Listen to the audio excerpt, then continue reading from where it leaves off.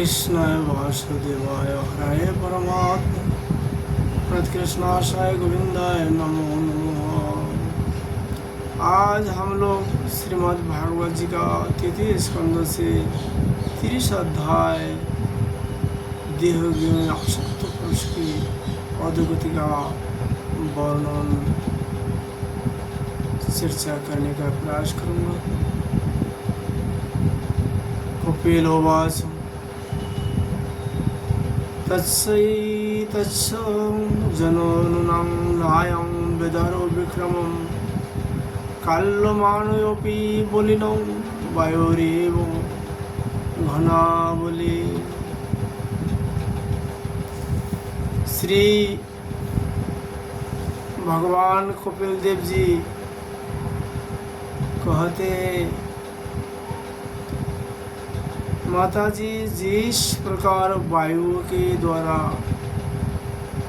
उड़ाया जाने वाले मेघ समूह उसकी बल को नहीं जानता, उसी प्रकार यह जीव भी बलवान काल की प्रेरणा से भिन्न भिन्न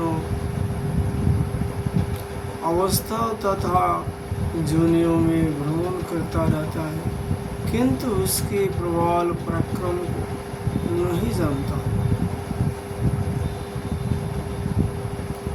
जीव सुख की अभिलाषाओं से जिस वस्तु को बड़े कष्टों से प्राप्त करते हैं,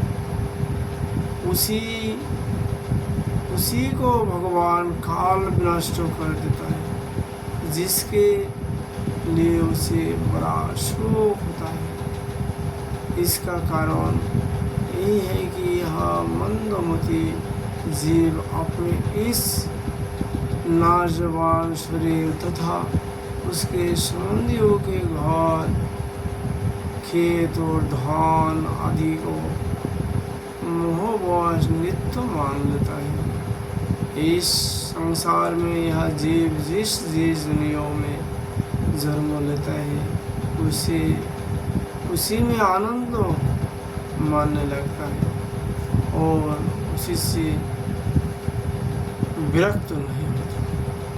यह भगवान की माया से वैसा मोहित हो रहा है कि कर्मवश नार की जोनियों में जन्म लेने पर भी वहाँ की विष्ट आदि भोगों में ही सुख मानने के कारण उसे भी ईश्वर नहीं चाहता। यह मूर्ख अपने शरीर, स्त्री, पुत्र, गृह, पशु, धान और बंधु बांधव में अत्यंत आसक्त होकर उनके संबंध में नाना प्रकार के मनोरथ करता हुआ अपने को बड़ा भाग्यशाली समझता है। इनके पालन पोषण की चिंताओं से इसके संपूर्ण अंग जलते रहते हैं, तथापि दुर्वासनाओं से दूषित हृदय होने के कारण यहाँ मोह निरंतर रहने के लिए तरह तरह के पाप करता रहता है। उल्टा स्त्रियों के द्वारा एकांत में संभोग आदि के समय प्रदर्शित किए हुए कपटपूर्ण प्रेम में तथा बालकों की मीठी मीठी बातों में मन और इंद्रियों की हर्ष जाने से गृहस्थ पुरुष घर के दुख प्रदान कपटपूर्ण कर्म में लिप्त हो जाता है। उस समय बहुत सावधानी करने पर यदि उसे किसी दुख का प्रतिकार करने में सफलता मिल जाती है, तो उसे ही वह सुख जा मान लेता है।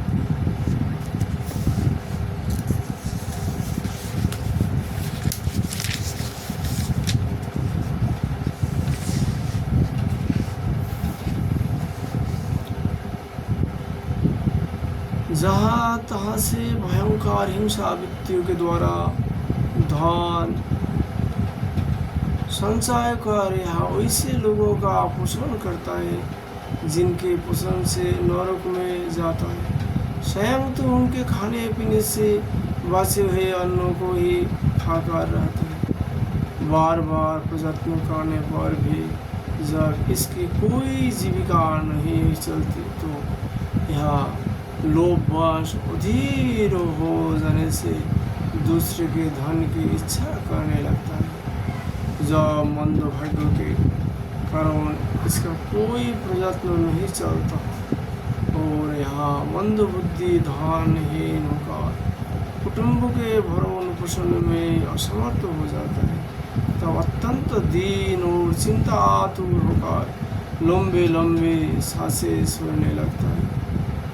इसी अपने पालन पोषण में असमर्थ देखकर वे स्त्री पुत्र आदि इसका पहले के समान आदर नहीं करते। जैसे कृपण किसान बुरे बेलों की कृपण किसान बुरी बेल को उपेक्षा कर देते हैं, अर्थात घर से बाहर कर देते हैं, फिर भी उससे वैराग्य नहीं होता।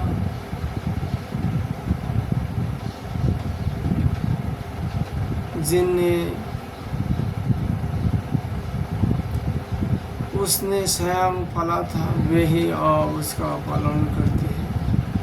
वृद्ध अवस्था में कारण उसका रूप बिगाड़ जाता है, शरीर रोगी हो जाता है, अग्नि मंद पड़ जाता है, भोजन और पुरुषार्थ दोनों ही कम हो जाते हैं। यहाँ मरण उन्मुख होकर घर में पड़ा रहता है और कुत्ते की भांति स्त्री पुत्र आदि के अपमान पूर्वक दिए हुए टुकड़े खाकर जीवन निर्वाह करता है। मृत्यु का समय निकाल आने पर वायु के उत्क्रम से इसकी पुतलियाँ सड़ जाती है। सांस प्रश्वास की नालिकाएं कफ से रुक जाती है। खांसने और सांस लेने में भी उसे बड़ा कष्ट होते हैं तथा फाक बढ़ जाने के कारण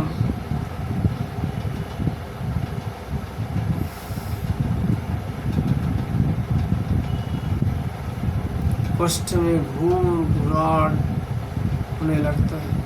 यहाँ अपने शोकातुर बंधु बांधव से घिरा हुआ पड़ा रहता है और मृत्यु शोक के वशीभूत हो जाने से उनके बुलाने पर भी नहीं बोल सकता।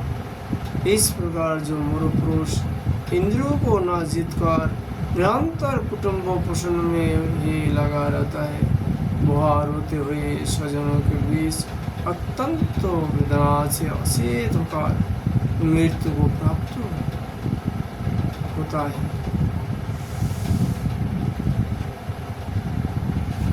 इस अवसर पर उसे लेने के लिए अति भयंकर और रोगयुक्त नेत्र वाले जो दो जमदूत आते हैं, उन्हें देखकर यह भय के कारण मल मूत्र कर देता है।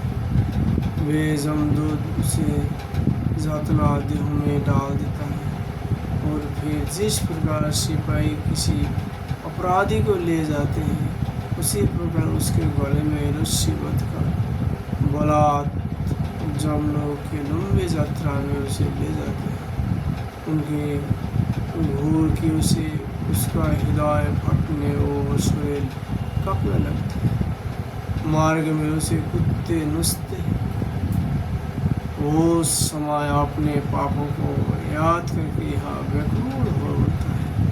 भूख प्यास उसे विषन्न कर देती है तथा घाम दबाना लू से बहुत तप जाता है। ऐसी अवस्था में जौन और विश्राम स्थान से रहित उस तप्त बालू का मार्ग में जब उसे एक पग आगे बढ़ने की भी शक्ति नहीं रहती, जमदूत उसकी पीठ पर कोरे बरसाते हैं तब बड़े कष्ट से उसे चलना ही पड़ता है। वहाँ जहाँ तहाँ थक कर गिर जाता है, मूर्छा आ जाती है, चेतना आने पर भी उठता है।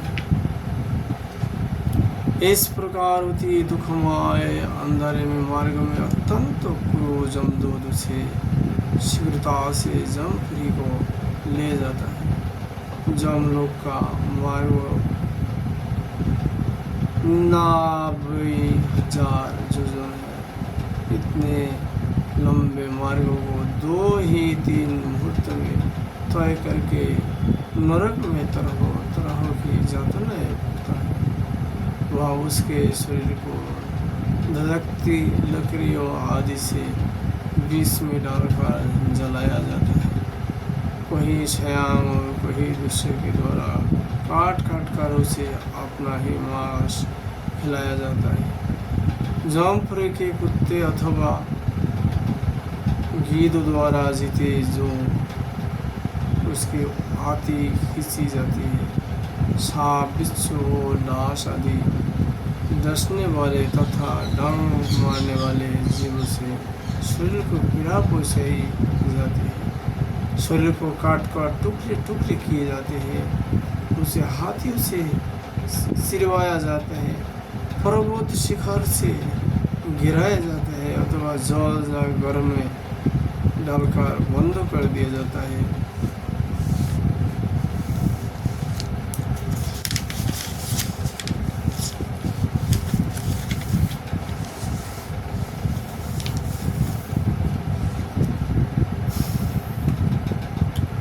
ये सब यातनाएं तथा इसी प्रकार तमिश्र, अंध तमिश्र एवं रुइराबादी नरक की और भी अनेकों यंत्रणाएं स्त्री हो या पुरुष और जीव को पारस्परिक संसर्ग में होने वाले पाप के कारण भोगनी ही पड़ती है। माता जी, कुछ लोगों का कहना है कि स्वर्ग और नरक तो इसी लोक में है, क्योंकि जो नारों की यातनाएं हैं वे यहाँ भी देखी जाती है। इस प्रकार अनेक कष्ट भोगकर अपने कुटुंबों का ही पालन करने वाला अथवा केवल अपना ही पेट भरने वाला पुरुष उन कुटुंबों और शरीर दोनों को ही छोड़कर मरने के बाद अपने किए हुए पापों का वैसा फल होता है। अपने इस शरीर को यहाँ छोड़कर प्राणियों से द्रोह करके एकत्रित किए हुए पाप रूप पार्थिव को साथ लेकर वहाँ अकेला ही नरक में जाते हैं। मनुष्य अपने कुटुंबों का पेट पालने में जो अन्याय करता है उसका देव विहित कुफल वहाँ नरक में जाकर भोगता है। उस समय वहाँ वैसा व्याकुल होता है मानो उसका सर्वस्व लूट गए हैं। जो पुरुष निरी पाप की कमाई से ही अपने परिवार का पालन करने में व्यस्त रहता है वह अंधतमिश्र नरक में जाता है, जो नरक में चरम सीमा का कष्टप्रद स्थान है। मनुष्य जन्म मिलने के पूर्व जितने भी यातनाएं हैं तथा क्रूर शोक आदि जनियों के जितने कष्ट हैं उन सबको क्रम से भोग कर शुद्ध हो जाने पर वह फिर मनुष्य जन्म में जन्म लेते हैं। स्वर्ग, नरक और हम लोग जो बैठा हो ये मृत्यु लोग कहता है इसकी पृथ्वी। तीनों का परिस्थिति आना जाना की है। स्वर्ग में जाएंगे तो आपका जो पुण्य का जो फल है वो समाप्त होने पर पृथ्वी पर आपको भेज देंगे। नरक में जाएंगे तो वहाँ भी आपका कुकर्मों का फल दंड मिलने का दंड समाप्त हर पर आपका के इस मृत्यु रखे पढ़ेंगे एखाने আপনার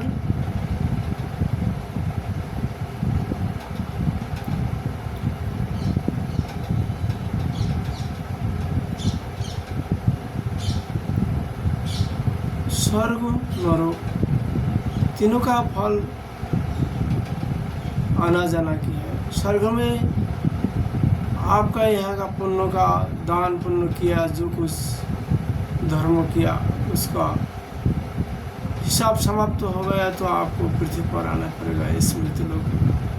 नरक में जाएंगे तो वहाँ भी आपका पाप के दंड समाप्त होने पर इस मृत्युलोक भेज देंगे। यहाँ भी आपको उम्र समाप्त होने पर इस शरीर को छोड़ना पड़ेगा। हाँ, यहाँ की एक विशेषता है। विशेषता यह है कि यहाँ आप भजन करेंगे तो नरक में जाना नहीं पड़ेगा, स्वर्ग में भी नहीं जाना पड़ेगा, क्योंकि स्वर्ग में तो भोग समाप्त होने पर गिराई देता है नीचे। ऐसा जगह में आप जाएंगे जहाँ जन्म मृत्यु नहीं, भोग प्यास नहीं, काम क्रोध लोभ मोह आदि कुछ नहीं। सदा सर्वदा प्रभु का भजन कीर्तन में मग्न। जिस प्रकार गोपियों ने एक ब्रह्म रात्र तक रास किया था, 6 महीने की रात्रों को एक ब्रह्म रात्र किया थे, लेकिन गोपियों को पता नहीं चला। उस दिन 6 महीना बीत गए। इस प्रकार जो लोग हरे कृष्ण कृष्ण कृष्ण हरे हरे, हरे राम राम राम हरे हरे, इस मंत्र को सदा सर्वदा जप करते रहेंगे तो नरक में तो जाएंगे ही नहीं, स्वर्ग में भी जाने का कोई प्रयोजन नहीं है। डायरेक्ट भगवत धाम जाएंगे जहाँ जन्म मृत्यु का कोई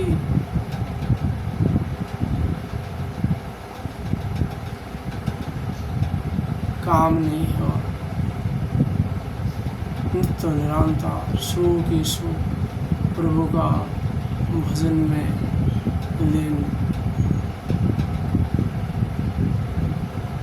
एक शब्द में हम लोग कहेंगे तो जन्म मृत्यु सबको खत्म हो जाएगा यदि ईश्वर की नाम को जप करते रहेंगे इस महामंत्र को, क्योंकि महामंत्र युग धर्म है। कोई भी मंत्र युग धर्म नहीं मनाया गया, केवल इस 16 नाम 32 अक्षर हरे कृष्ण कृष्ण कृष्ण हरे हरे, हरे राम राम राम हरे हरे, इस मंत्र के युग धर्म कहा गया है भगवान व्यासदेव ने। इसलिए सदा सर्वदा लेने में मंत्र को जाप करने के लिए प्रयास करना चाहिए। आज हम लोग भगवान की कथा यही विश्राम देता हूँ। राधे राधे।